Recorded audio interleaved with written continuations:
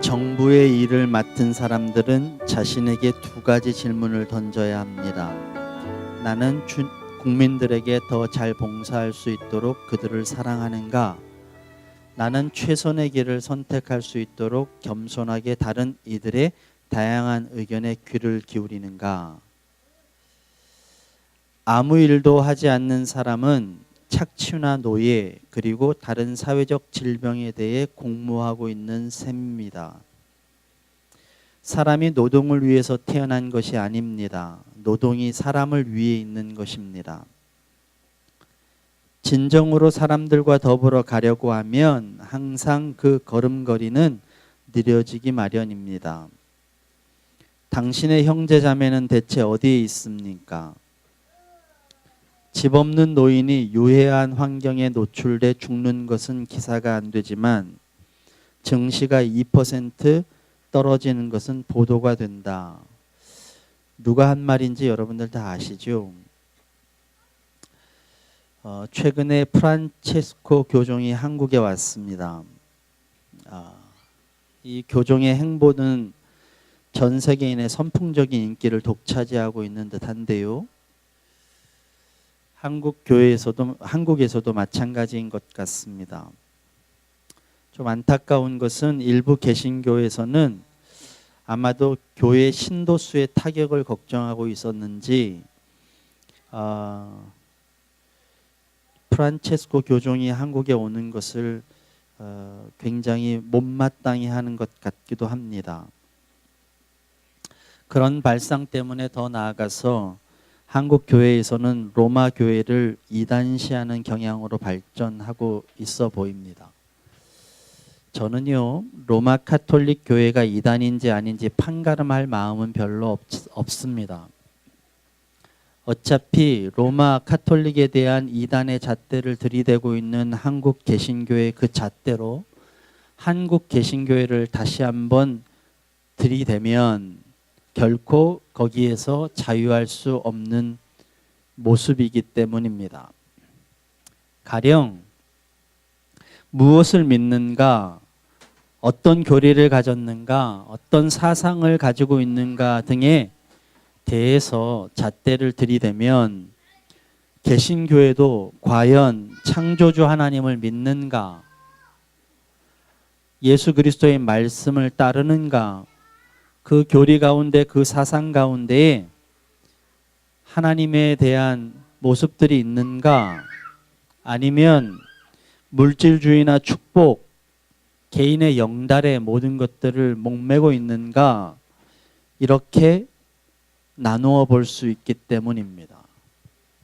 그렇게 생각하면 개신교회도 그들이 말하는 이단에서 한치도 벗어나지 못할 수 있습니다. 어떤 칼럼니스트는 신문에 기고하기를 이런 글을 썼습니다.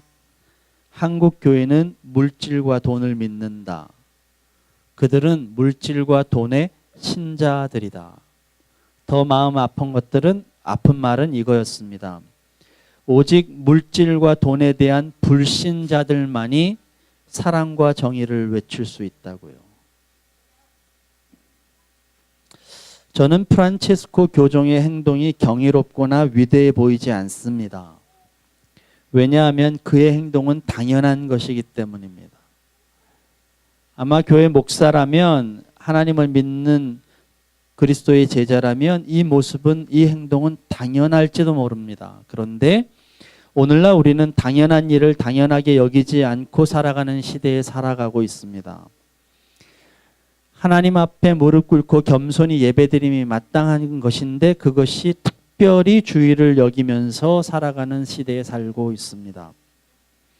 공직자가 백성을 위해서 살아가야 하는 것이 당연한 것인데도 마치 공직자가 정말 백성을 위해 살아가 주면 박수받고 감사해야 하고 그런 특별한 사람이 되는 시대에 살아가고 있습니다. 프란체스코 교종을 통해서 저는 한 가지 확신이 드는 것이 있었습니다. 바로 오늘날 이 시대에 필요한 것이 무엇인가?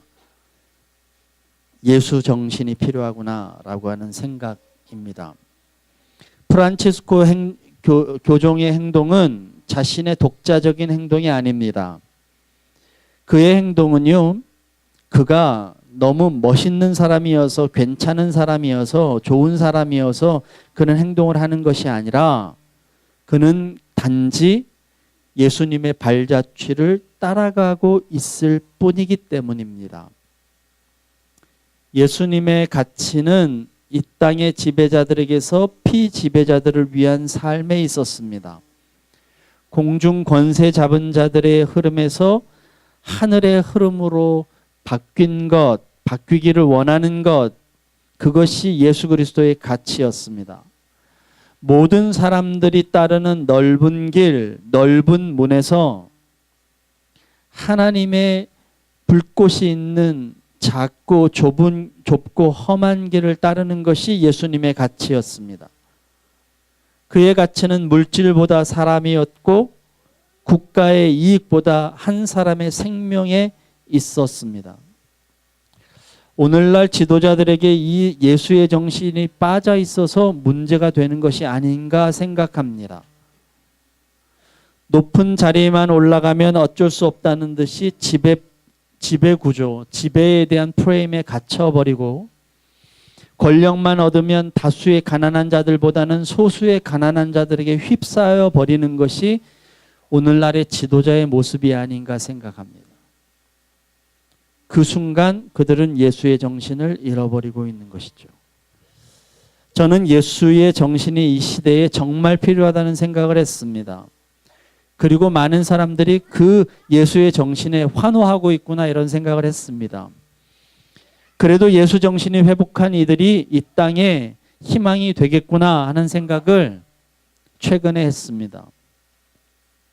단지 작은 차를 타는 모습, 청와대의 만찬, 대통령의 만찬을 거부하는 모습이나 많은 사람들이 손가락질하고 있는 세월호 유가족들을 위로하는 모습이나 꽃동네에서 부자가 되어버린 사제들에게 그 자리에서 당당하게 사제들 때문에, 부자가 된 사제들 때문에 고통받는 사람들이 있다고 돌직구를 날리는 모습이나 모든 기득권과 상황 속에서 사람이 먼저라고 생각하는 그 모습에서 예수 그리스도의 정신을 발견하게 되었기 때문입니다. 말이 나온 김에 한 가지만 더 얘기하겠습니다. 프란체스코 교종이 청와대에서 이런 강연을 했습니다. 내용은 간단합니다. 한번 들어보시죠. 평화는 단순히 전쟁이 없는 게 아니라 정의의 결과다. 정의는 과거의 불의를 잊지는 않되 용서와 관용, 협력을 통해 불의를 극복하라고 요구한다. 정의는 상호 존중과 이해와 화해의 토대를 건설하는 가운데 서로에게 유익한 목표를 세우고 이루어 가겠다는 의지를 요구한다. 우리 모두 평화의 건설에 헌신하며 평화를 위해 기도하고 평화를 이루려는 결의를 다지게 되기를 바란다. 평화란 상호 비방과 무익한 비판이나 무력 시위가 아니라 상대방의 말을 참을성 있게 들어주는 대화를 통해 이루어질 수 있다는 확고부동한 믿음에 그 바탕을 두고 있다. 젊은이들에게 평화라는 선물이 필요하다는 것을 성찰하는 것이 특별히 중요하다. 평화의 부재로 오랫동안 고통을 받아온 한국에서는 이런 호소가 더욱 절실하게 들릴 것이다. 한반도의 화해와 안정을 위해 기울여온 노력을 치하하고 격려한다. 그런 노력만이 평화로 가는 유일하고도 확고한 길이며 한국의 평화 추구는 이 지역 전체와 전쟁에 지친 전 세계의 안정에 영향을 미치는 것으로 우리 마음에 절실한 대의다. 평화라는 말을 여러분들은 잘 아실 겁니다. 이 평화라는 말은 한자어인데요.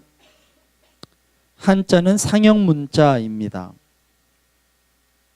그 상형 문자로 이 한자를 풀어보면 평평할 평과 화할 화자라는 의미를 가지고 있는데요. 이 평평할 평자를 가만히 보십시오. 양쪽에 점이 두 개가 찍혀 있습니다. 상형 문자로 이것을 만들 때에 이 양쪽에 찍혀 있는 점은 어머니의 젖가슴을 말하는 것입니다. 그러니까 어머니의 젖가슴은 공평하다는 것이죠. 또 화자를 한번 보십시오. 화자는 먼저 벼화자를 씁니다. 그 다음에 입구자를 쓰게 되어 있지요. 다시 말하면 먹는 것은 공평해야 한다는 말입니다.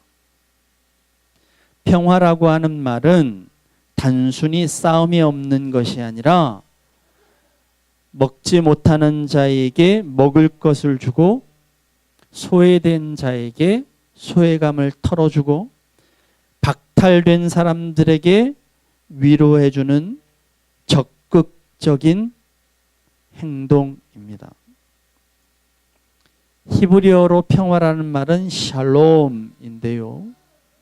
이 샬롬은 프란체스코 교종이 말한 대로 정의가 동반되는 평화를 의미하는 것입니다. 아모스서 5장 24절에는 너희는 다만 공의가 물처럼 흐르게 하고 정의가 마르지 않는 강처럼 흐르게 하라고 말씀하고 있습니다. 정말 평화가 있으려면 공의가 물처럼 흐르고 정의가 마르지 않는 강처럼 흘러야 합니다. 정말 하나님의 정의가 흐르게 하려면 먼저 우리는 가난한 자, 굶주린 자들을 위해서 일을 해야만 합니다. 샬롬이라고 하는 말의 원형은 실람이라는 뜻인데요. 이 실람이라는 말은 갚다, 지불하다는 뜻을 갖고 있습니다. 우리는 복음의 빚진 자라고 바울은 얘기하고 있습니다. 우리는 하나님으로부터 무엇인가를 받은 사람이고요. 우리는 하나님으로부터 이미 은혜를 입은 사람들입니다. 그 입은 것들은 내가 잘나서 입은 것이 아니라 내가 이제 갚아야 할, 지불해야 할 그런 은혜입니다.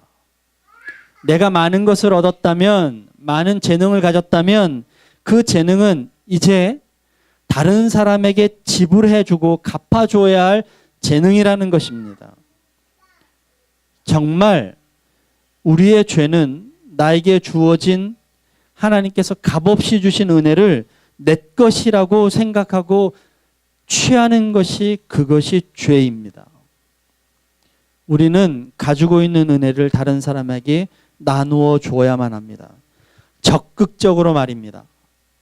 부족한 자에게 남는 것을 줘야 하고 가난한 자를, 굶주린 자를 배불리 먹여야 하는 그러한 의지가 우리에게 있어야만 합니다.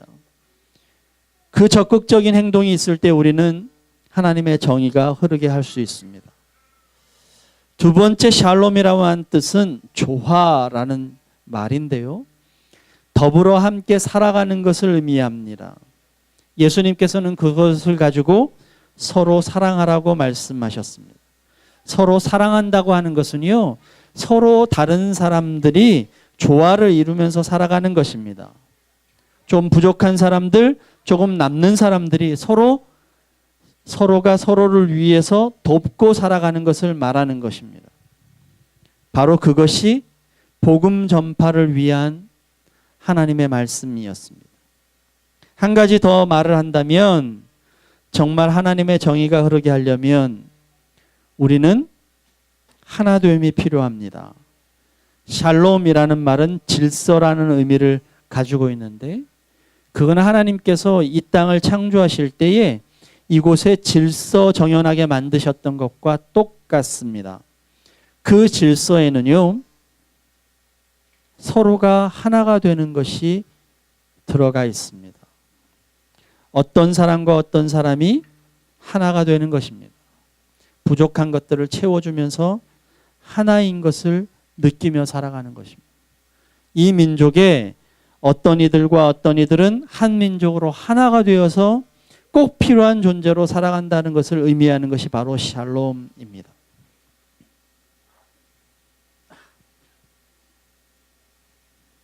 저는 오늘 일그러진 복음에 대한 이야기를 두 가지를 여러분에게 말씀드리려고 합니다. 일그러진 복음 10번째, 일치가 없는 구제, 그것은 일그러진 복음입니다. 저는 오래전에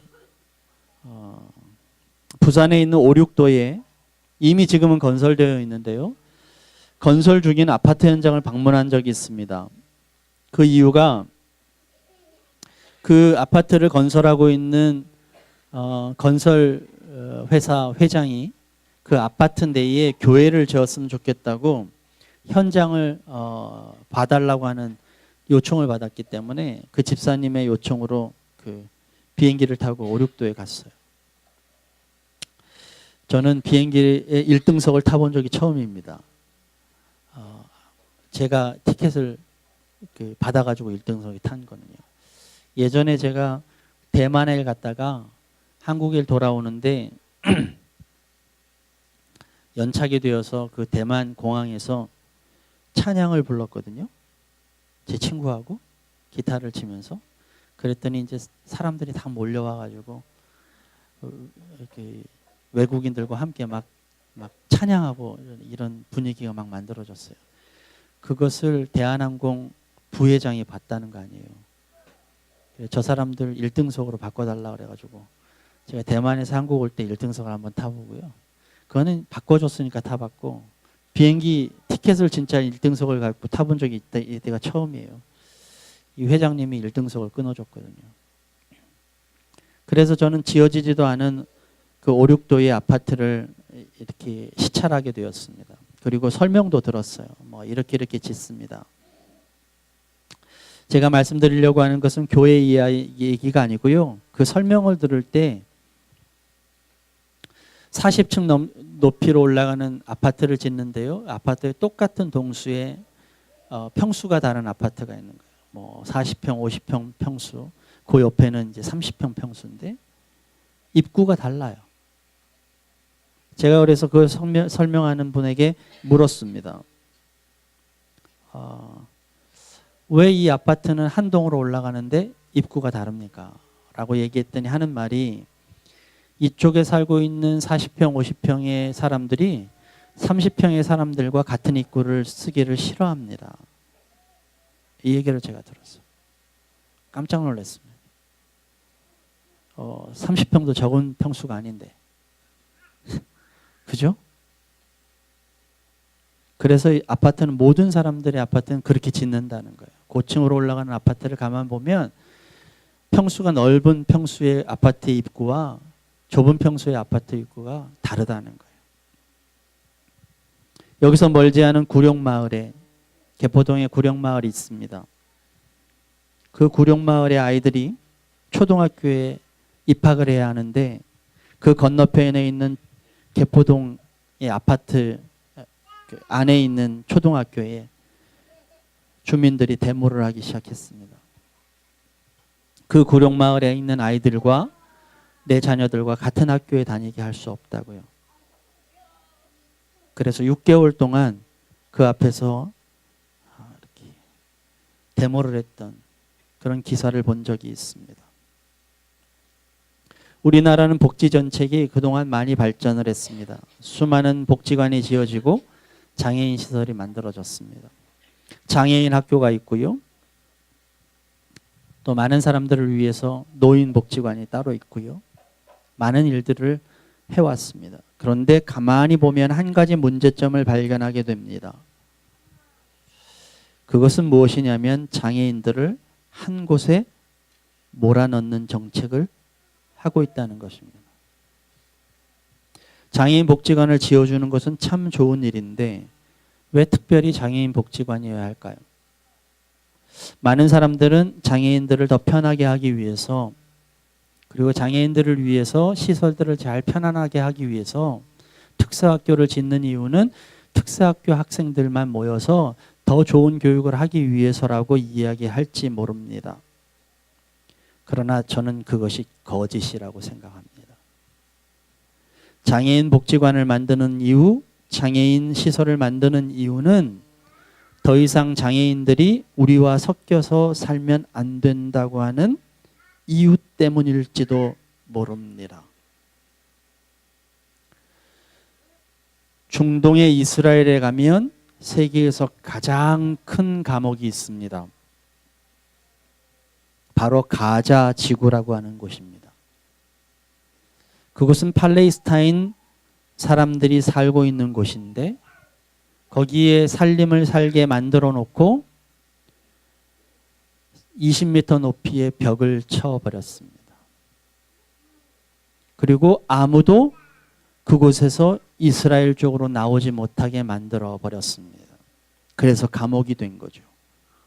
최근에 그곳에 폭격을 해서 문제가 벌어진 곳이 바로 그곳입니다. 왜 우리는 그렇게 담을 치고 그곳에 살게 할까요? 더 이상은 그 사람들과 함께 할 수 없다고 얘기하는 것 때문입니다. 우리 아름다운 주님의 교회가 있는 이 수서 지역을 여러분들은 잘 알고 계실 겁니다. 오래전에 수서가 개발이 되면서 이곳에서 살던 이곳에 있던 사람들이 밀려 왔습니다. 서울에서 이렇게 밀려 오던 사람들이 아파트를 지으니까요. 아파트에 들어갈 수는 없고 밀려서 끝까지 와서 수서에 딱 머물렀어요. 그래서 정책으로요. 이 수서 지역에 두 단지에 대규모 단지에 영구 임대 주택을 주고 거기에 사람들을 거기에 가서 살게 만들어 버렸습니다. 우리 여기에 있는 아파트와 이 뒤에 있는 아파트에 이름이 없습니다. 그냥 아파트예요. 사고 팔 수가 없는 아파트입니다. 아마도 사람들은 그럴지 모릅니다. 우리가 아파트를 지어서 그들에게 좋은 쉼터를 주었잖아 라고 얘기할지 모릅니다. 그것으로 만족할지도 모릅니다. 그러나 그것은요, 우리가 그들에게 집을 주었을지는 모르지만 그들과 우리와는 전혀 다른 사람이라고 결정짓는 결과를 초래하고 맙니다. 그렇게 분리 정책으로는 일치를 가져올 수가 없습니다. 장애인은 장애인끼리 살아라, 우리들은 우리끼리 살겠다라고 하는 것은 아무리 큰 돈을 주고 그 장소를 만들어주고 시설을 아주 고급스럽게 한다 할지라도 그것은 하나님이 원하시는 생각이 아닙니다. 우리들은 늘상 나와 비슷한 사람들이 엮이기를 원합니다. 나와 비슷한 사람들이 마을에서 살기를 원합니다. 나와 비슷한 사람들이 교회 다니기 원하고 나와 비슷한 사람들이 친구가 되기를 원합니다. 결단코 거기에서는 나와 다른 사람들, 나보다 못한 사람들과 함께 하려고 하는 생각들은 없습니다. 우리 마음속에는 일치하고 싶은 마음은 조금도 없다는 것입니다. 나와 다른 사람들을 이끌고 이해하고 하나 되는 것은 그리스도의 목표였습니다. 예수님께서는 불쌍하고 죄 많은 우리들 곁에 오셨습니다. 자신의 보좌를 버리시고 우리와 같이 계셨습니다. 더불어 함께 사는 삶이 그리스도의 삶이었습니다. 그러나 어느 순간 우리는 그것을 잃어버리고 말았습니다. 단지 우리는 그들을 구제한다고 돈을 주면 끝났습니다. 같이 살겠다고 하는 생각들은 한 번도 가진 적이 없었단 말입니다. 더불어 함께 하겠다고 하는 것은 실천하지 않았습니다. 오히려 우리의 구제가 분리를 더 고착화시켜버리고 말았습니다. 같은 장소에 우리는 장애인과 함께 못합니다. 같은 학교에 불편한 이들과 우리는 함께 하지 못합니다. 그런 신앙은 가짜입니다. 존귀한 생명으로 여기지 못하면 우리도 그렇게 존귀하게 여김받지 못합니다. 우리는 왜 다른 사람들과 함께 할 수 없습니까? 병자들과 우리는 왜 함께 할 수 없습니까? 물론 불편하고 어렵고 내가 감당해야 할 수고가 많을 수밖에 없습니다. 그래서 우리에게는 사랑이 필요한 것 아닙니까? 그런데 어느 순간 우리는 구제를 하면서도 우리가 그들과 같은 사람이고 그들과 함께 일치를 구하지 않는다면 그 구제는 가짜입니다. 우리가 그리스도인으로 봉사하고 선교한다 하면서도 우리는 그들과 더불어 함께 살아야 함을 놓치면 그 봉사나 선교는 가짜입니다. 천주교가 한국에서 교인 수가 급증하면서 급부상을 하고 있는데요. 뭐 여러 이유가 있겠죠.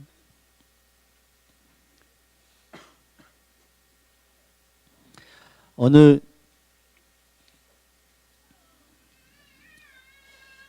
기록에 보면 거의 50%의 숫자가 증가했다는 이야기도 들립니다. 그런데 교황청에서는 한국 천주교의 문제점을 지적하고 나섰어요. 그 문제를 이번에 교종이 와서 한국에서 이렇게 말했습니다. 부자로 사는 수도자의 위선이 교회를 해친다라고 말입니다. 이 말은 천주교에만 있는 것은 아닙니다. 우리 교회에서도 마찬가지인 것 같습니다. 이 교황청이 한국 교회의 문제점을 발견하게 되는 근거가 하나가 있는데요. 그 근거가 뭐냐면요. 소위 부자 동네라고 하는 목동에 천주교회가 세워지고요. 천주교회는 우리 개신교하고 다르게 천주교회는 중앙정부에서 교회를 지어요. 딱 필요한 곳에 교회를 짓게 되어 있거든요. 그래서 거기에 있는 모든 재정이나 이런 것들도 중앙정부에서 컨트롤을 합니다.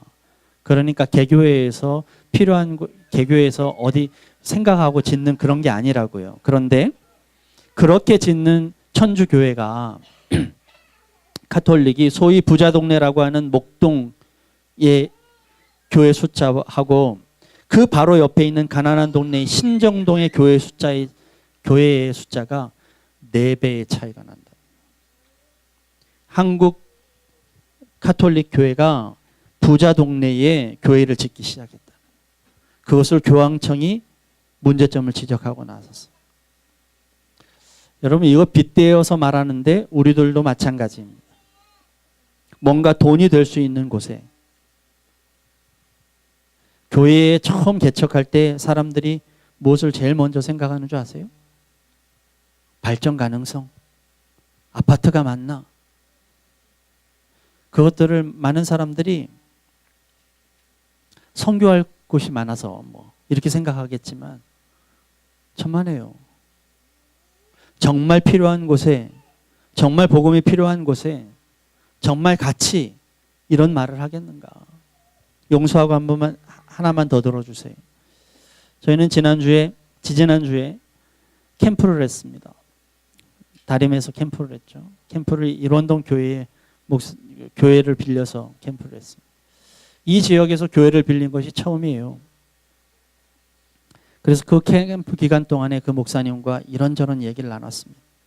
우리 다림이 하려고 하는 일들과 취지와 저의 꿈에 대한 이야기들도 나눴어요. 목사님이 몇 가지 이야기를 해주셨는데 그 목사님 이야기 가운데 저보고 그러시더라고요. 목사님, 다른 건 제가 못 도와드려도 장소가 필요하면 언제든지 도와드리겠습니다. 얼마나 감사한지. 우리 다림하고 조금만 더 가까웠어도 너무 감사하고 기뻤어요. 근데 가슴 아픈 말도 있었어요. 제가 이 지역에서 교회와 함께 이 지역을 위해서 또 하나님의 복음을 전하기 위해서 이런 일들을 하고 싶습니다. 이런 얘기를 쭉 비전들을 나누는데 목사님이 굉장히 슬픈 표정으로 저에게 이렇게 말씀하시더라고요. 목사님 다 이해합니다. 그리고 목사님을 지지합니다. 그런데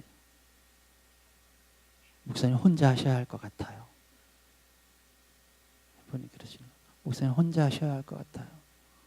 어느 교회도 목사님을 돕지 않을 것입니다. 이유는 무엇이냐면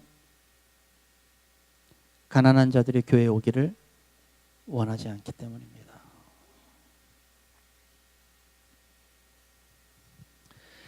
수없이 구제를 하고 수없이 돈을 대고 수없이 많은 것들을 헌금하여도 여러분 마음속에 다른 생명과 나는 똑같고 일치를 가져야 한다는 생각을 갖지 않는다면 그것은 가짜입니다. 11번째 일그러진 복음입니다. 행동이 없는 구제는 가짜 복음입니다. 영화 친구라고 하는 유명한 영화가 있죠. 그 영화 친구라는 영화의 유명한 대사가 있죠. 네가 가라 하와이. 이거 있죠. 우리는 사역도 그렇습니다. 많은 사람들이 이렇게 말합니다. 나는 돈 벌어서 헌금해 줄게. 사역은 네가 가라. 사역은 네가 해라. 평신도들은 이렇게 말합니다. 목사님, 내가 목사님 후원할게요. 목사님 도와드릴게요. 목사님 모든 것들을 다 뒷받침할게요. 목사님 일하세요. 목사님 전도하세요. 목사님이 사역하세요. 많은 사람들이, 많은 교회가 돈의 유혹에 빠져서 이것을 좋아합니다. 그래, 성도들은 돈만 내라. 일은 내가 다 할게. 알아서 내가 일을 다 할게. 이것이 교회를 타락시키는 정말 기본적인 방법입니다. 제가 수요일에도 말씀드렸지만 어느 교회 목사님이 11조 하지 않으면 암에 걸린다고 얘기해 버렸습니다. 단언컨대 여러분에게 말씀드리는데 11조 하지 않아도 암에 걸리지 않습니다. 이것은 가짜 복음입니다. 돈을 내기만 하면 하나님이 기뻐하신다는 복음, 그건 가짜입니다. 진짜는 하나님이 원하시는 것은 나에게 있는 돈이 아니라 내 마음이라고 하는 사실을 여러분 기억하셔야만 합니다. 하나님이 정말 원하시는 것은 내 생각이고 내 마음입니다. 그래야 기도하기 때문입니다. 내 돈이 아니라 내가 쓰임받을 때 그것이 곧 제자가 되는 것입니다. 펜과 제자는 다른 것입니다. 펜은요, 자기 돈으로 모든 것을 다 해줄 수 있습니다. 그렇다고 자신이 그 주인공이 되지는 않습니다. 제자는 바로 내가 그 주인공의 심장이 되는 것입니다. 오늘 본문 말씀의 의의 나무는 행동하는 나무라는 것을 우리에게 보여줍니다. 가난한 자에게는 기쁜 소식을 전하고 상한 마음을 싸매주고 포로에게는 자유를 선포하고 갇힌 사람들에게는 석방을 선언하면서 주님의 심판과 공의를 선언하는 사람, 그것이 바로 의의 나무라는 것입니다. 슬퍼하는 자에게는 위로하는 행동을 하는 사람, 그것이 바로 의의 나무라는 것입니다. 그 나무에 예수님께서는 달려 죽으셨습니다. 여러분들은 지금 누군가의 위로자가 되어야만 합니다. 여러분은 지금 누군가의 상한 마음을 싸매주는 사람이어야만 합니다. 갇힌 자에게 자유를 선포하는 사람이 되어야 하고, 어려운 자에게 물꼬를 틔우는 사람이 되어야만 합니다. 그것이 바로 그리스도인입니다. 여러분들은 행동하는 의의 나무가 되기를 주님의 이름으로 기도드립니다. 기도하겠습니다.